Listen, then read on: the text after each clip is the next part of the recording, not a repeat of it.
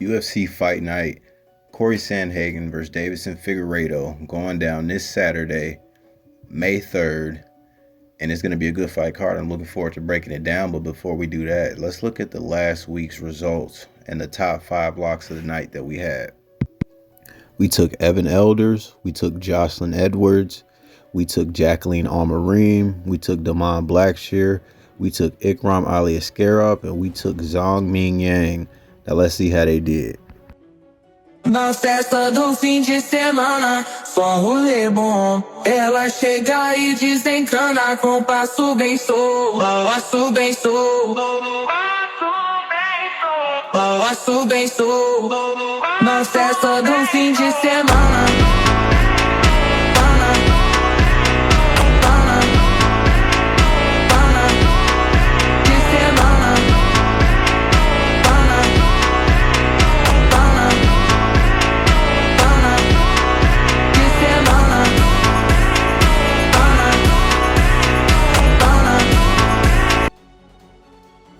As you see, they did a fantastic job. We came out big, and on top of that, the PFL play that I made last week mixed with the UFC the week before that UFC fight card hit too. We got it in. So let's get back to the fight card. That's this Saturday, May 3rd, Corey Sandhagen versus Davison Figueiredo. Without further ado, let's get right into it. Kicking off the fight card in the women's flyweight division, we got Juliana Miller taking on Ivana Petrovic. Juliana Miller 3-3 in her professional run. Ivana Petrovic 7-2 in her professional run. Juliana Miller coming off that TKO loss to Luana Santos a year and 8 months ago, almost 2 years ago. The fight before that coming off a loss to Veronica Hardy about 2 years and 1 month ago. Veronica Hardy really pieced her up in that fight. Juliana Miller just really showed she's got grit, but she's clunky on the feet. She kind of throws wild at times, and she's not good on the ground. Now, Ivana Petrovic, she's coming off that split decision robbery to Jamie Lynn Horth, where she clearly won that fight, and I actually bet for Jamie Lynn Horth to win that fight, and I don't think Jamie Lynn Horth actually won that fight. Now, fight before that, she beat Na Liang. All right, that's not too much of an impressive win. She did beat her by arm triangle. The fight before that, lost a unanimous decision to Luana Carolina. And the 2 fights before that were in a different promotion where she was actually, like doing her job, doing really good in that promotion. And she came to the UFC, lost her debut, won her next fight, then lost a split decision robbery to Jamie Lynn Horth. All right, not to make this shit too drawn out, the pick is going to be Ivana Petrovic.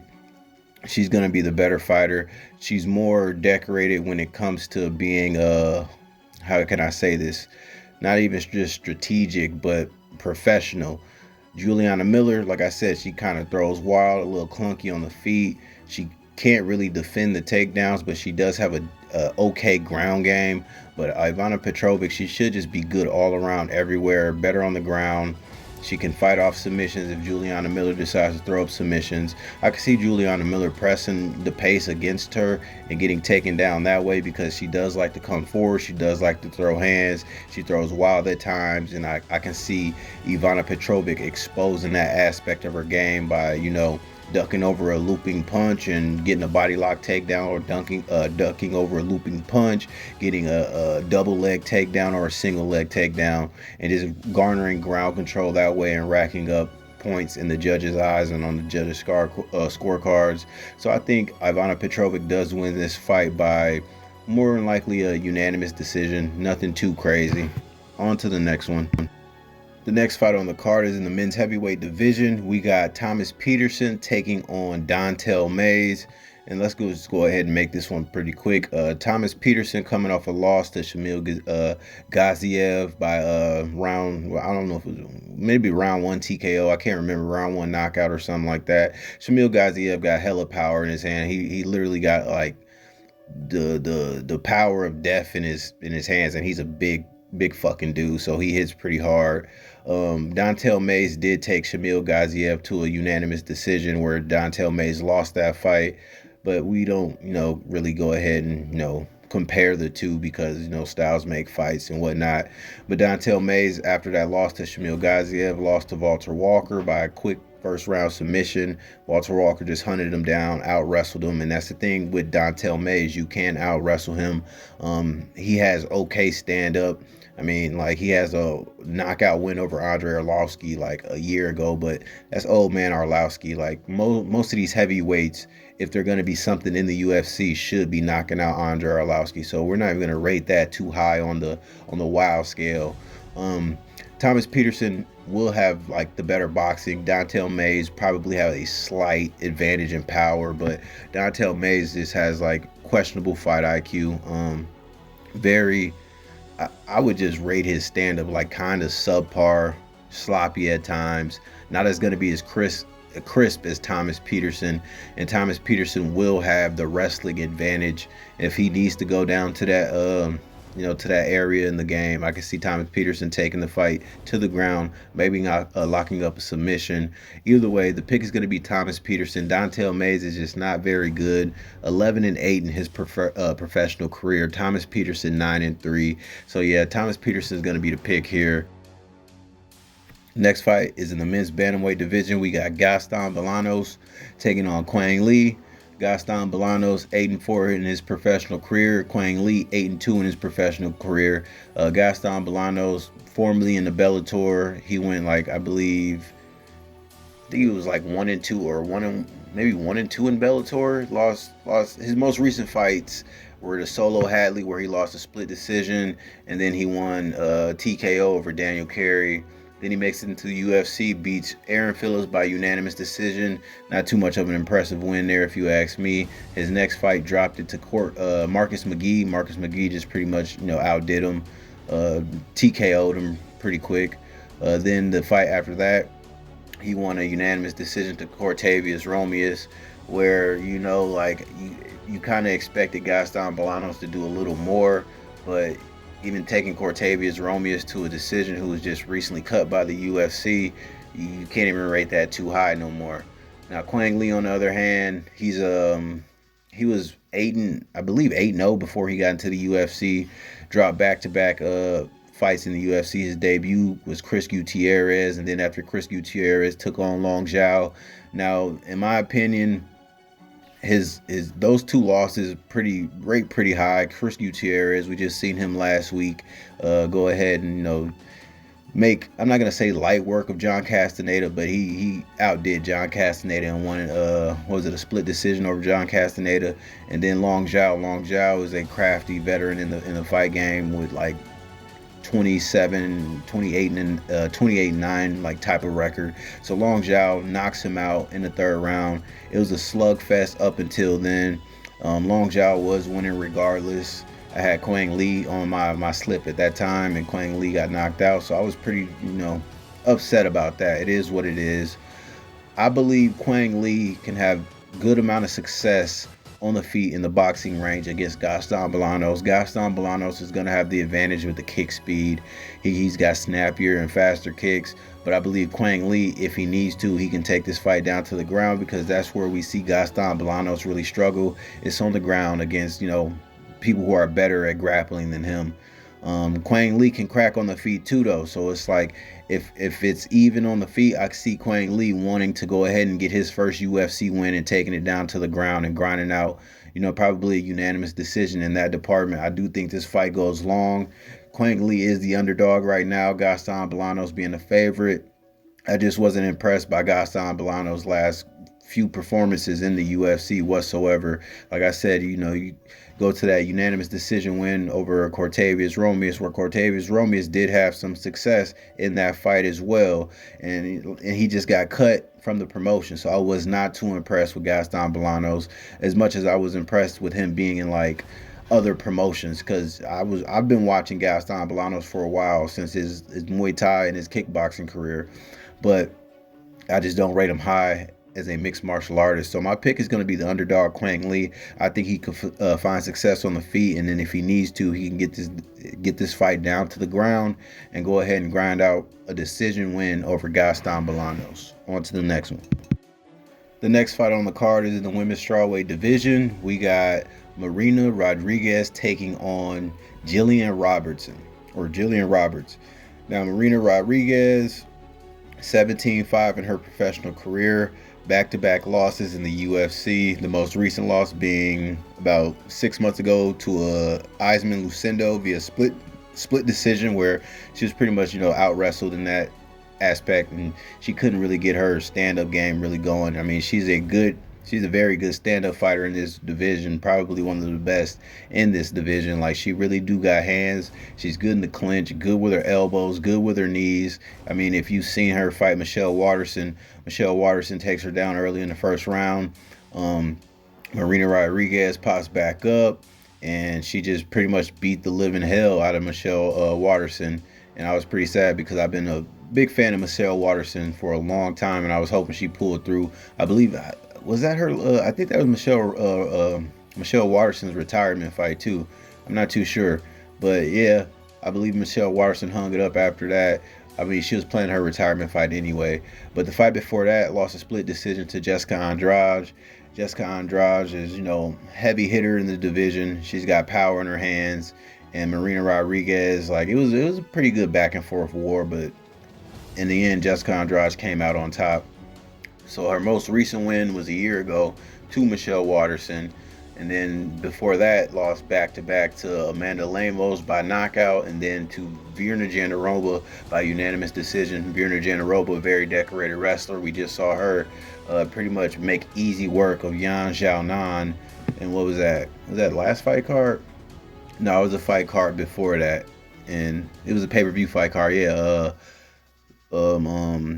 Patty Pimblett, Michael Chandler, and then the main event was, I can't remember what the main event was, but we came up on that fight card too because we picked Virna Jandiroba to win that fight, and she won that fight. Even though it was a fight that made me nervous because, like I said, Yan Xiaonan is good on the feet. Virna Jandiroba just did her thing, took her down. So that's the recipe to beat Marina Rodriguez. You take her down, you control her, you don't let her go up, or you don't let her get up. And that's exactly what Jillian Roberts likes to do. Jillian Roberts, last 3 fights in the UFC, she's on a 3-fight win streak, professional record 15-8, beats Polyana Viana by TKO, ground strikes, back mount, just flattened her out and just, did what she had to do to her. Then she beat Michelle Watterson. No, that was the fight that Michelle Watterson actually hung it up. The fight to Jillian Roberts. Yeah, that was a bad time for me because I was hoping Michelle Watterson pulled through, and I bet Michelle Watterson at that time, and Michelle Watterson, got grinded out, and it is what it is. Wait, no. Yeah. Michelle Watterson hung it up after that Jillian Roberts fight. Then after the Michelle Watterson fight, she beats Luana Pinheiro. Again, just takes her down, smothers her pretty much the entirety of the fight. Like, so much, Jillian Roberts has great ground control. She's a good decorated wrestler. She has good fight IQ. She knows if she's at a disadvantage on the feet, like she was against Luana Pinheiro, she's gonna take the fight down to the ground. She was at a disadvantage on the feet against Polyana Viana. She took the fight down to the ground, grinded out a win. I got a note too. At the end of the day, Marina Rodriguez, 38 years old. Jillian Robertson, 29 years old. So Jillian Robertson, she's gonna have the youth on her side, and Marina Rodriguez, she's turning into like one of the aunts in the division. So I can't go ahead and back Marina Rodriguez here. The pick is going to be Jillian Robertson because I believe she does get the fight down to the ground, and she nullifies that amazing stand-up that Marina Rodriguez does have, does not let her get off, takes her down, controls her, and just grinds out probably a decision because I don't really see her finishing. I don't see her finishing Marina Rodriguez. Marina Rodriguez is pretty tough. You gotta spark her, knock her out to actually go ahead and put her under. And I don't think Jillian Robertson is gonna do that. She could pull off a sub, but Marina Rodriguez ain't never been subbed in her career, so there's that. So Jillian Robertson is gonna be the pick. I believe she does get the fight down to the ground. I do believe she garners ground control, and she favors on the judges' scorecard. On to the next one. The next fight on the card, we got Ryan Loder taking on Azamat Bekoyev. Now, Ryan Loder, 7-1 in his professional career. Azamat Bekoyev, Azamat Bekoev, 19-3 in his professional career. Ryan Loder, very good wrestler, D1 wrestler, you know what I'm saying, one of the highest calibers of wrestlers, taking on Azamat Bekoev, one of them Dagestan wrestlers who's very dynamic, very versatile in MMA. Ryan Loder kind of green to MMA still. He's only 7-1. Three fight win streak for him, beating Leon Shabazian by KO in the UFL promotion, beating Luan Davis by unanimous decision, and beating Robert Valentine by TKO. Pretty much had him in a crucifix, elbowed him to, I ain't gonna say elbowed him to sleep, but elbowed him to a nice, referee stoppage. Now he's taking on Azamat Bekoev. Azamat Bekoev on a nice 5, 6, maybe 7 fight win streak at the moment.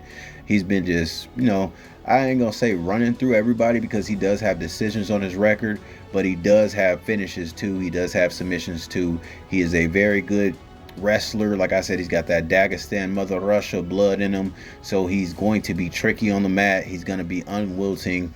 Even a D1 wrestler has a hard time taking on a Russian wrestler.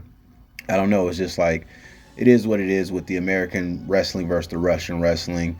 These motherfuckers should be on some type of juice. I don't know what it is. But Azamat Bekoev coming off that UFC debut win over Zach Reese, where he pretty much put Zach Reese to sleep. It was more brutal because when he TKO Zach Reese, because Zach Reese goes in, I believe Zach Reese pulled guard. I can't remember what it was. Maybe he slipped.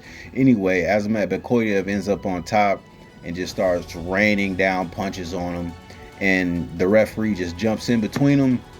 And in the middle of well, not even in the middle, when the referee jumped in between them, he kind of like, because Zach Reese was leaning up, referee kind of just like pushed him down, and fucking Zach Reese's head just bounces off the canvas. It was a dead body type of sight. It was ugly. So Azamat Bekoev does have hands. He has heavy ground and pound, and I believe his wrestling can stifle Ryan Loder's wrestling. I can see Ryan Loder getting stuck trying to get some type of takedown, and Azamat Bekoev just making him pay with his heavy ground and pound. And Azamat Bekoev probably can reverse the, I'm gonna say probably, he can reverse the position and end up in a dominant position at the end of the day. The pick is gonna be Azamat Bekoev. Like I said, the dude's on a nasty fight win streak, got more fight experience than Ryan Loder. Ryan Loder's only got 8 fights professionally. Azamat Bekoev got over 20 fights professionally, and he's been looking pretty good. He's got, like I said, heavy ground and pound, a good Russian wrestler. He's got good stand up. His stand up is patient, but he could throw shots, he can crack, he could bomb, he can knock you down. And yeah, so the pick is gonna be Azamat Bekoev. I'm not gonna make this shit too long. Ryan Loder, like I said, a good D1 wrestler. He has a chance, but I just don't see him. He would have to out wrestle and control Azamat Bekoev, because on the feet, Azamat Bekoev all day. So with Azamat Bekoev having good wrestling defense, good wrestling offense, and is going to be leagues ahead on the feet, I can see him easily winning this fight. Either Azamat Bekoev by TKO or Azamat Bekoev by decision. Either way, Azamat Bekoev is the pick. The next fight on the card is in the women's bantamweight division. We got Yana Santos taking on Miesha Tate. Now, Yana Santos 15-8 in her professional career. Miesha Tate 20-9 in her professional career. Both these women, getting up there in age. Miesha Tate more so than Yana Santos. Miesha Tate 38 years old, almost 39. Yana Santos 35 years old. So both of these women are pretty old for the, women's fighting age in mixed martial arts. It's like the battle of the aunts at the fucking family cookout, scrapping over the last wine cooler. At the end of the day, Yana Santos, she is coming off a win over Chelsea Chandler, and we saw how Chelsea Chandler looked in her last fight against Jocelyn Edwards. It was pretty bad, and that's a unanimous decision win over somebody who just got sparked by Jocelyn Edwards. Not too impressive. The fight before that, lost a split decision to Carol Rosa, lost a unanimous decision to Holly Holm, and lost a TKO loss to Irene Aldana. Now, Misha Tate, she's been inactive for over a year. Her last fight was to Juliana Avila, where she subbed her via rear naked choke. Fight before that, lost to Lauren Murphy somehow. Don't even ask me how that was even possible. And then the fight before that, lost to Ketlin Vieira. Either way it goes, this is a fight that I wouldn't even bet on. I don't. This fight, none of these women are going to make any of my betting slips, just for the simple fact that it's a toss-up fight. Both, like I said, both of these women are up there in age. To me, this is like the Matt Schnell versus Jimmy Flick fight last week that I told you guys not to bet on. And what did we do? We did not bet on that, and you saw how and why we didn't bet on that. Matt Schnell eventually won, but that fight was much closer than it should have been. You could argue that Jimmy Flick won, but anyway, it's not about them. It's about these two ladies right here. Yana Santos, good striking. Misha Tate, more well-rounded. Yana Santos, she'll have a slight advantage in the striking, but don't get it confused. Misha Tate, she can throw down as well. Like, she has, I'm not going to say she has hands, but she has a very slick way of striking, and she can be successful when she wants to be, and she can incorporate takedowns from her striking. And if I had to make a pick, I would say that's where Misha Tate has the most success. She mixes in the striking. I can see her throwing an overhand, and then what she does, all the time, she'll go ahead and get that knee pick and fucking step in and sweep you from under your feet, trip you up, and then end up on top in a dominant position. I don't think Yana Santos will be able to stuff the takedowns that are eventually going to come, because Misha Tate can be a pressure wrestler. I believe Misha Tate just grinds out a win here. Like I said, it's a fight I'm not going to bet on, but if I had to make a pick, my pick would be Misha Tate. She has fought the higher caliber of women. Misha Tate coming from an era where this same women's bantamweight divisions was full with high level talent. And since that era has passed on and moved on to different ventures in life, I don't think Yana Santos has fought anyone of that caliber that Misha Tate did fight. She's got wins over Holly Holm, losses to Ronda Rousey, losses to Amanda Nunes. I believe the veteran IQ and the experience from that generation and that era will translate well into this fight for Misha Tate. She'll get the fight down to the ground where she knows she's strongest and have the most success, and expose Yana Santos, who is a good stand-up fighter, but we've seen Yana Santos struggle at times with the wrestling. Her last fight against Chelsea Chandler, she stuffed, I'm not going to say stuffed takedowns, because that's not what Chelsea Chandler does. Chelsea Chandler just tries to put her body on you, and Yana Santos just stuck and moved, pieced her ass up, and won that fight by unanimous decision. So, yeah, the pick is going to be Misha Tate. I do think that she'll have success in the wrestling department, and she's not going to be completely outclassed on the feet. On to the next one. The next fight on the card, we got Jeremy Stephens taking on Mason Jones. And probably the people who are recently new to MMA, they probably don't know who Jeremy Stephens is. Right here, the hardest hitting 145 pound, the real hardest hitting 145er right here. This guy TKOs people. When I knock people out, they don't fucking move. Who the fuck is that guy? Who the fuck is that? You know damn well who I am. Who the fuck is that? So yeah, that's Jeremy Stephens, famous from that Conor interview or pre-fight, fight fucking interview or whatever you want to call it. Jeremy Stephens, you heard what he said. I'm the hardest hitter at 145. I put people to sleep when I KO him. He TKOs people when I hit them. They don't move. Yada yada yada. I mean, at the time, he was right, though. Jeremy Stephens was knocking dicks in the dirt, putting people smooth the fuck under. He had a highlight reel of KOs that were just vicious, but that's not what we're dealing with no more. Like I said, Jeremy Stephens, since leaving the UFC, went on to have a good, successful run in BKFC, that's bare knuckle fighting. I mean, I believe he's undefeated in bare knuckle fighting, but this ain't bare knuckle fighting. This is MMA. And his last fight in MMA, it wasn't his last fight, but 3 years ago in the PFL, got really pieced up by Clay Collar. Clay Collar out-wrestled him, out-grappled him, and outboxed him with more volume. I mean, it was a good fight, don't get me wrong. Jeremy Stephens is still in the fight. He's scrapping with Clay Collar, but Clay Collar Jeremy Stevens will throw a 1-2, and Clay Collard will throw a 1-2-3-4-5, followed by a body kick and then a fucking uppercut. That's how Jeremy Stevens lost to Clay Collard in the PFL. Like I said, he did get out grappled, out wrestled in that fight as well. And Clay Collard is more predominantly a good boxer, clean boxer. Excuse me. Even though Clay Collard coming off that loss a couple weeks ago in the PFL to Alfie Davis by spinning fucking elbow, Alfie Davis catches him on the top of the temple, knocks him out, gets a nice TKO victory over Clay Collard. But anyway, Jeremy Stevens, like I said, he's been fighting in BKFC. His last MMA fight was like probably almost 2.5 years ago. So he's taking on Mason Jones, who's 15-2 right now, making his resurgence back into the UFC. Mason Jones has a win over David Onama. He lost to Ludovic Klein.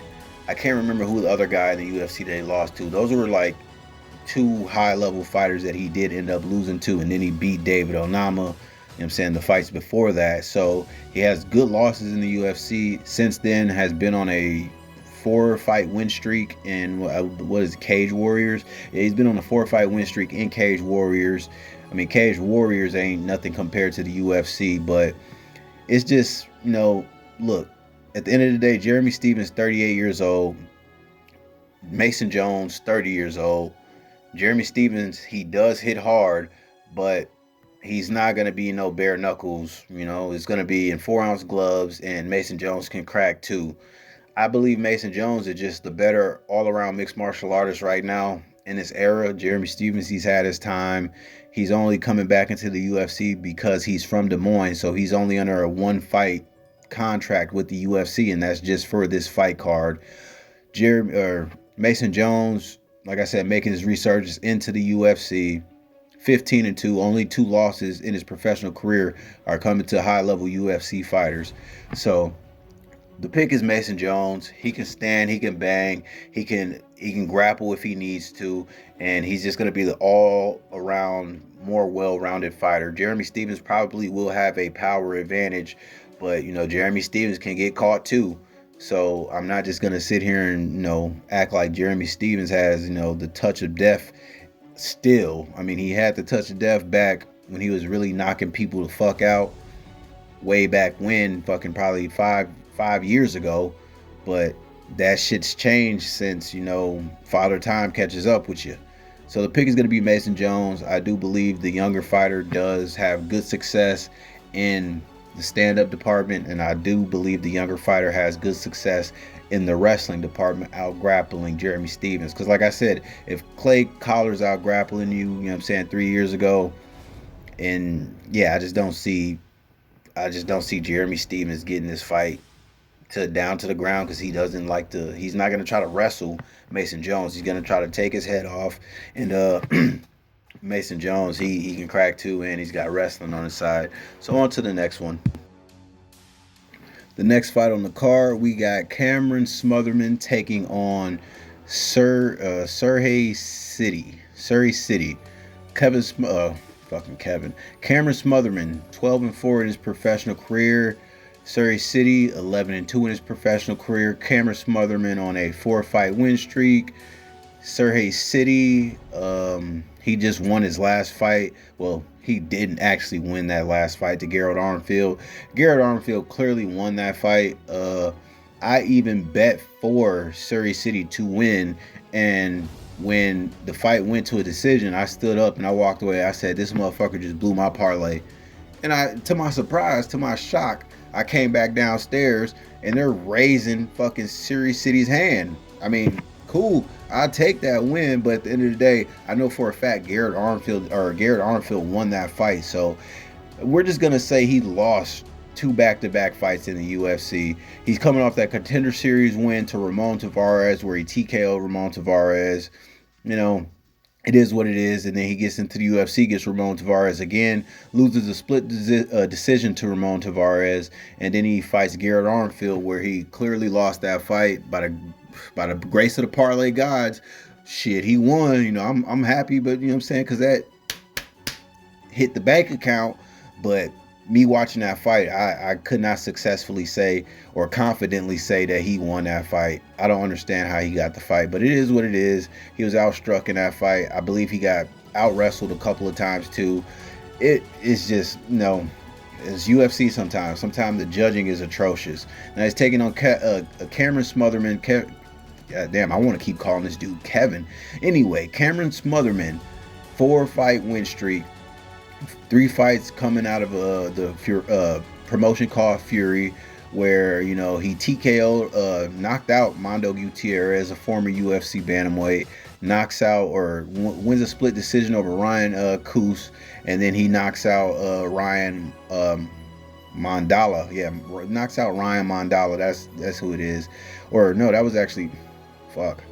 Yeah, no, that was a anaconda choke over Ryan Mandala. I'm looking at the stats right now on Tapology, so bear with me. Makes his UFC debut against Jake Hadley. Jake Hadley's not a bum. We're just not going to say he's a bum because he's sometimes inconsistent, but at the same time, he's a good fighter. Since then, Jake Hadley's been cut from the UFC. He went on to, he's in the PFL now, where he just pulled off a fucking, what's the call it? Was it a Russian twister? He just pulled off a very, very slick submission in the Contender Series where he was the underdog. Well, he wasn't even an underdog. I think it was even money, and I bet Jake Hadley to win, and he did win. And yeah, we made money that day on PFL. But anyway, fucking Cameron Smotherman comes into the UFC on a short notice debut, completely dominates Jake Hadley, outboxes him the entirety of the fight. Jake Hadley had no success. Cameron Smotherman, good on the feet, good boxing, very composed type of fighter. He picks his shots well, and he can get in the green zone or the red zone. The red zone is him getting close to you and cracking shots. The green zone being, further away, playing the distance game. And that's what Surrey City's going to try to do here. He's going to try to play that green zone. He's going to try to play the range game. And Cameron Smotherman is just going to find a way to get in on him, catch him with some big shots. And I believe Cameron Smotherman does have the better boxing. Surrey City probably has a more well-rounded kickboxing game. But Cameron Smotherman does know how to crack. He does hit hard. He's got good volume on his side.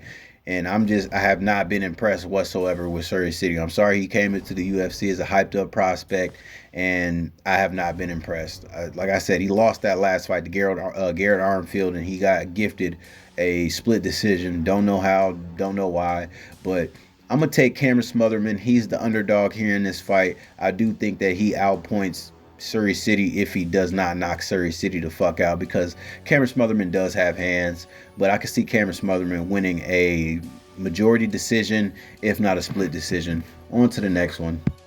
The next fight on the card, we got Montel Jackson taking on Daniel Marcos. Montel Jackson 14-2 in his MMA career. These are bantamweights we got fighting, and Daniel Marcos is 17-0 in his MMA career. Montel Jackson, I believe he's like ranked number 8 in the bantamweight division. Montel Jackson's cold. He can finish you. He can take you to a decision if he needs to. He can out wrestle you if he needs to. Like he's coming off that win over Damon Blackshear, where I believe he's got like the fastest fight or the fastest knockout in UFC history at the moment. What happened? Damon Blackshear throws a kick. Montel Jackson catches the kick straight right down the pipe, or straight left, because he's a southpaw. Straight left down the pipe, and fucking he knocks him out clean. And we know how good Damon Blackshear is. We just took Damon Blackshear last week as one of our most confident picks, and Damon Blackshear just went out there and beat the shit out of Alatang Haley. So if Damon Blackshear is that good, imagine how good Montel Jackson is if he knocks out Damon Blackshear just like that, quick as hell. Living up to the nickname of Montel Quick Jackson. Now he's taking on Daniel Marcos. Daniel Marcos 17-0 on a 17-fight win streak. Fuck you talking about looking ass. Anyway, let's just talk about his last few fights. The fight to Davey Grant, the fight to John Castaneda, and the fight to Adrian Yanez. Now Davey Grant, him and Daniel Marcos went back and forth. Old man Davey Grant gave him hell. Let's just put it that way. Davy Grant had a lot of success on the feet, and arguably won that fight, which is why it scored as a split decision, because the judges were split between who they actually thought won. The fight after that beats John Castaneda convincingly. I mean, John Castaneda, he's not that good in the UFC. Let's just put it that way. We had Chris Gutierrez over John Castaneda the last fight card, and Chris Gutierrez beat John Castaneda. The fight after that, he fought Adrian Yanez. Now, I believe Adrian Yanez won that fight still. I'm still tripping on how Marcos won that fight. Adrian Yanez hit him with the bigger of the shots. He had the majority of the volume when having exchanges. And I guess the only thing that I can say where Adrian Yanez fucked up is in the last round, where he gets reversed on the ground. I believe he takes down Daniel Marcos and he somehow gets reversed. Daniel Marcos ends up in a dominant position. And then they give the fight to Daniel Marcos. In my opinion, they gave the fight to Daniel Marcos because of that. And I was mad because Adrian Yanez, I'm always high on Adrian Yanez. Adrian Yanez can crack. He's underrated.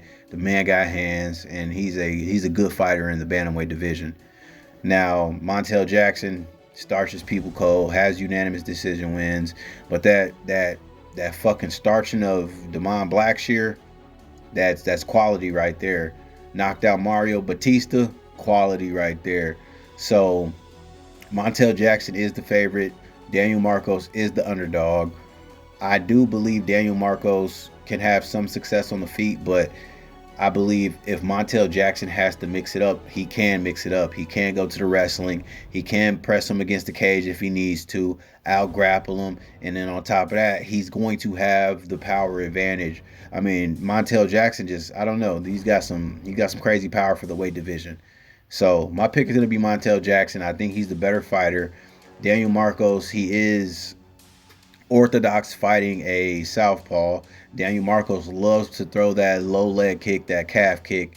And since Montel Jackson is going to be standing in the opposite side of Daniel Marcos, or he's going to be in a stance opposite of the leg that Daniel Marcos likes to attack, I believe it can throw Daniel Marcos off a little bit, and he won't be as effective as he's been against, other fighters like John Castaneda, where he was just chopping the leg down and shit like that. So pick is going to be Montel Jackson. I think he's got the better of the power.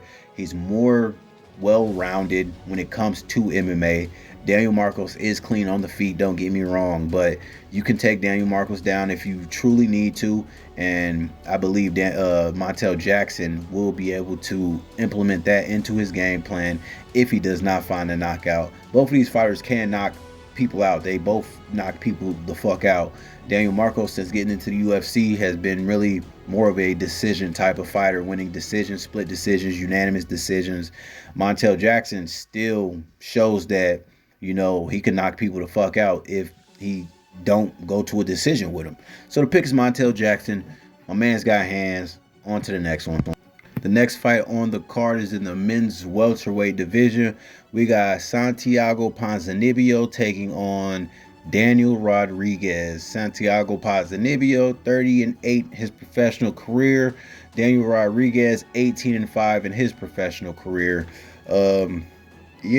These fighters, they getting up there in age too. Shit. Both of them damn near 39. Santiago Ponzinibbio 38, Daniel Rodriguez 38 as well. And honestly, both of them, they have not had the best success, in the UFC in the most recent years. I would say Santiago Ponzinibbio has had the harder of the fights. Daniel Rodriguez, he's had good fights on his record, but I mean, I'm just not impressed with either of these fighters, to be honest with you. I ain't gonna lie. So this comes down to who I'm impressed with the least, and I would have to say I am least impressed with Daniel Rodriguez. I mean, Daniel Rodriguez has literally no answer for wrestling whatsoever. Dead ass. I mean, This is another fight that I even hate to break down because both of these fighters, like they're on the side of being what you call washed. Both they ass damn near washed. Uh, let's just judge them based on their last win. Daniel Rodriguez winning a split decision to Alex Morono, and Ponzinibbio coming off a knockout win over Carlston Harris. Uh, so I'm like I said, I'm least impressed with Daniel Rodriguez specifically for the fact that he has no type of wrestling, grappling arsenal whatsoever. And Santiago Ponzinibbio, he actually can, wrestle if he needs to, and he can grapple if he needs to. So obviously, excuse me, based on that, the pick is going to be Santiago Ponzinibbio. I believe that he can out wrestle Daniel Rodriguez, get him to the ground, garner some ground control there. I mean, Daniel Rodriguez is not an incredible heavy hitter, so like it's not like he's going to knock Ponzinibbio Santiago out or Santiago Ponzinibbio out. I mean, both of these fighters have had knockout TKO losses. The most recent TKO loss to Daniel Rodriguez comes from Ian Gary back in almost two years ago. And then the most recent knockout loss for Santiago Ponzinibbio is 2 years ago to Kevin Holland. So, I mean, Kevin Holland honestly is a better fighter than Daniel Rodriguez. I believe, let me see here. Yeah, I would say Kevin Holland is a better fighter than Daniel Rodriguez. But anyway, that is beyond the fucking point. I forgot where I was even going with that. But anyway, the pick is going to be Santiago Ponzinibbio. I think that he can out-wrestle Daniel Rodriguez, and I think he could find success on the feet too. I don't think Daniel Rodriguez has a ton of power, and he's going to put Santiago Ponzinibbio out. So, yeah, there's that. On to the next one. Fuck that fight. It's kind of, that's how I feel about it. But you might see Ponzinibbio or Santiago Ponzinibbio in one of my slips, though. I'm just be honest with you about that because when I first heard that this fight was being announced, I said, oh, that's Santiago Ponzinibbio all day. So I'm going to go with my gut on that one. The next fight on the card is in the men's middleweight division. We got Rainer de Ridder taking on Bo Nickel. Rainer de Ridder, former two-division, one champion, taking on Bo Nickel. Bo Nickel, highly touted prospect, the highest level of wrestler in mixed martial arts right now. You know what I'm saying? I mean, he's been to the Olympics. Like, Bo Nickel has probably had over 1,000 wrestling matches in his career, and he's been a very fucking standout wrestler. Let's just put it that way. I'm not even gonna try to look for the words to describe to you guys how good of a wrestler he is. I'm just going to tell y'all straight the fuck up. The man's elite. All right, bet. On to the next. So Bo Nickel, good wrestler. His stand-up is okay. In my honest opinion, it's flat. I ain't gonna lie, it's flat. But he's taking on Rainer de Ridder, whose stand-up too is pretty fucking bummy. Rainer de Ridder 19-2, Bo Nickel 7-0. Rainer de Ridder is going to have a significant ground advantage in the jiu-jitsu department. Bo Nickel has good wrestling, so I don't believe Rainer de Ridder is actually going to be able to take Bo Nickel down. I believe Bo Nickel, he's going to do what he did in the Paul Craig fight, because Paul Craig, also another very good jiu-jitsu practitioner, Bo Nickel just stood with Paul Craig the entire time because he knew, like, okay, if this fight goes down to the ground, there's a chance of me getting submitted by this very high-level grappler. And I believe that Bo Nickel is going to come in this fight with the exact same game plan against Rainer de Ridder, keep the fight standing, and just outbox him and outpoint him, because Rainer de Ridder, his stand-up is pretty fucking bad. I'm not gonna lie. Like, his last fight was against Gerald Meerschaert, I hate even saying Gerald Meerschaert's last name.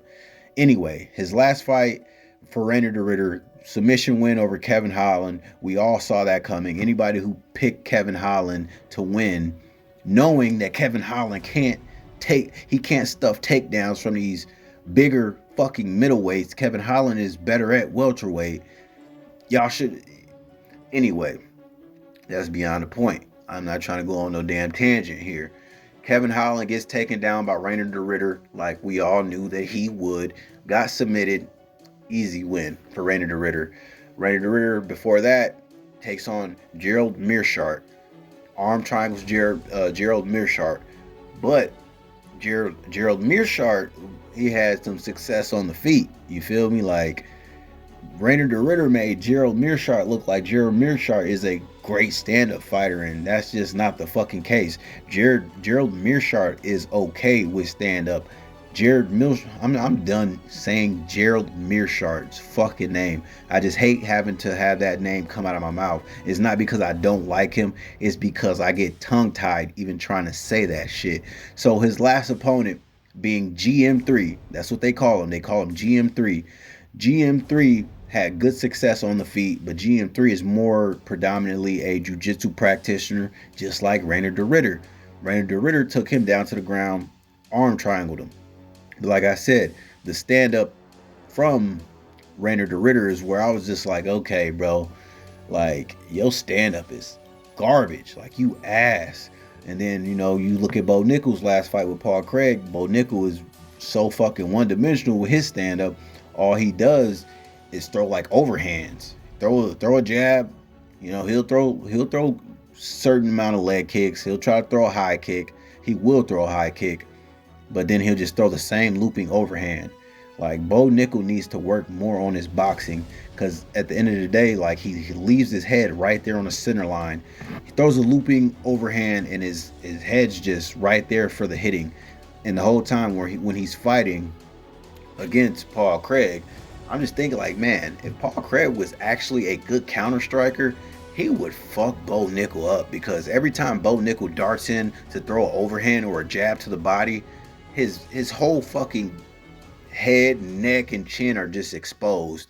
But anyway, I'm not gonna go too on about it. I'm just giving you the basic rundown of how these fighters fight their fucking fights. They're both rudimentary when it comes to the stand-up, but they're both good grapplers. Or Bo Nickal's a good wrestler, Rainer de Ritter a good grappler. But I don't think Rainer de Ritter is going to be able to get Bo Nickal down to the ground, and Rainer de Ritter has fucking bad stand-up. So I believe Bo Nickal can cruise to a unanimous decision over Rainer de Ritter. So Bo Nickal's going to be the pick. On to the next one. The next fight on the card is the main event of the evening in the men's bantamweight division. We got Corey Sandhagen taking on Deiveson Figueiredo. Both these fighters coming off losses, but before that they were both on a 3-fight win streak. Corey Sandhagen's most recent loss was to Umar Nurmagomedov, who just lost to Merab Dvalishvili for the men's bantamweight title. And Deiveson Figueiredo's most recent loss was unanimous decision to Peter Yan. Let's make this one short and sweet. I'm a fan of Deiveson Figueiredo. I've always been a fan of him since he was in the flyweight division, you know, knocking people the fuck out, beating Brandon Moreno. He was the men's flyweight champion, he was the men's flyweight champion for some time in that division. He moved up to 135 most recently with wins over Rob Font, Cody Garbrandt, and Marlon Chito Vera, and then lost to Peter Yan. Peter Yan's cold. Peter Yan's good, dynamic, crafty, good wrestler, good kickboxer, got power in his hands too. So Corey Sandhagen coming off losses, but his most notable wins coming off that TKO doctor stoppage over Song Yadong. Song Yadong just lost to just beat Henry Cejudo. Then he won a split decision over Marlon Chito Vera, and then he beat Rob Font by unanimous decision before losing to Umar Nurmagomedov. Corey Sandhagen, rangy striker, dynamic, switch stances a lot, crafty.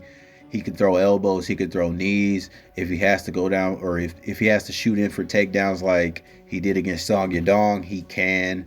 Deiveson Figueiredo, very good with his jiu-jitsu, very good wrestling defense, strong for the division, got power in his hands, more of a he's a good counter striker, good offensive striker, got some bounce in his step, that high guard, that lead leg way out there, ready to strike, ready to, cut the distance quick as he can.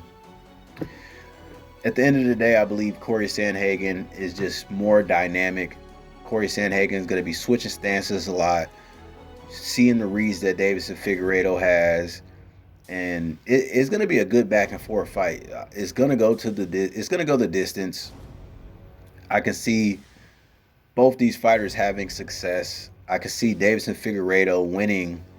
Maybe I could see him winning a couple of rounds, but I see Corey Sandhagen really just, I can't say Corey Sandhagen outclasses Deiveson Figueiredo, but I do see Corey Sandhagen doing a little bit more in the stand-up department than Deiveson Figueiredo does.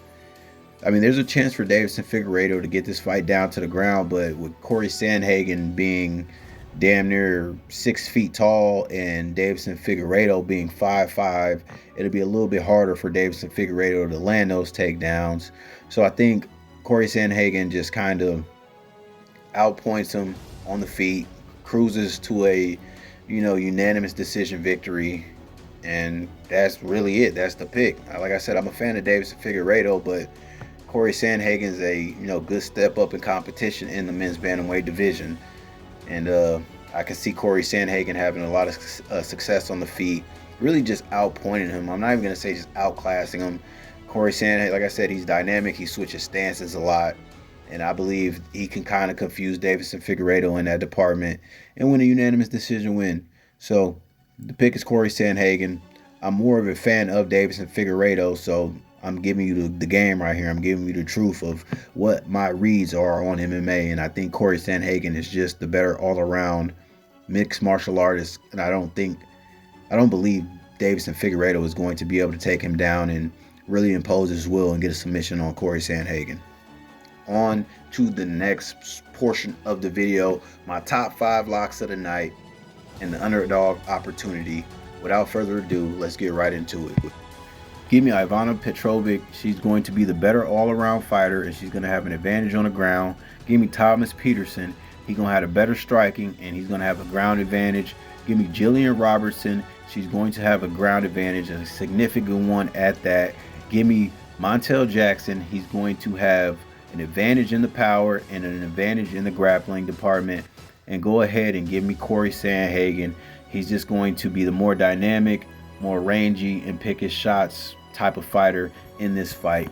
Without further ado, let's go ahead and go on to the underdog section of this video. Come and spend your money with me in the dog pound. Young niggas in the game for a check. Do 150 across the city when it goes down. Young niggas better aim for the deck. It was about 3:15, what they say about me. Somebody gon' pay for the debt. And every time I show up on these niggas when I come round, young nigga got a thing for respect. Come and spend your money with me in the dog pound. Young niggas in the game for a check. Do 150 across the city when it goes down. Young niggas better aim for the deck. It was about 3:15, what they say about me. Somebody gon' pay for the debt. And every time I show up on these niggas when I come round, young nigga got a thing for respect. No, I ain't spend a lot of money on a chain. Shit, I'm too busy in the jungle with the Migos, nigga. I just put a lot of money towards the thing. And I just kept my focus forward toward the CeeLos, nigga. And the Migos call me Skipper with the bang. I just let them niggas know I do my thing. You hear the police think I'm rocking with the Rico niggas? Just let them know I only entertain. Cause you know you only see me flocking with the best. Always been that nigga, see me throwing up the West. Every time you see me, The babyface killer, Cameron. I broke out. I woke up the next morning and caught these new boys on my route. Come and spend your money with me in the dog pound. Young niggas in the game for a check. Do 150 across the city when it goes down. Young niggas better aim for the deck. It was about 3:15, what they say about me. Somebody gon' pay for the debt. And every time I show up on these niggas when I come round, young nigga got a thing for respect. Come and spend your money with me in the dog pound. Young niggas in the game for a check. Do 150 across the city when it goes down. Young niggas better aim for the deck. It was about 3:15, what they say about me. Somebody gon' pay for the debt. And every time I show up on these niggas when I come round, young nigga got a thing for respect. There you have it. The underdog pick for this Saturday's fight card is going to be Cameron Smotherman. That man got hands. He can close that distance good. He got that dog in him, and he gonna fight for your money. It's going to be a good Saturday. UFC Fight Night, Des Moines, Iowa. Corey Sandhagen versus Davison Figueiredo. Let's go.